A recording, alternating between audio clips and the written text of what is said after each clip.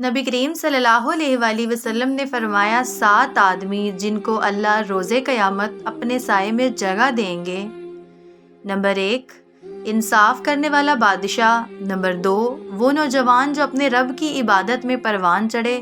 Number 3, ऐसा शख्स जिसका दिल हर वक्त मस्जिद में लगा रहता है। नंबर 4, 2 ऐसे शख्स जो अल्लाह के लिए बाहम मोहब्बत रखते हैं, इसी पर वो बाहम जमा होते और एक दूसरे से जुदा होते हैं। नंबर 5, वो शख्स जिसे किसी बाइज्जत और हसीन औरत ने जिना के इरादे से बुलाया, लेकिन इसने कह दिया कि मैं अल्लाह से डरता हूँ।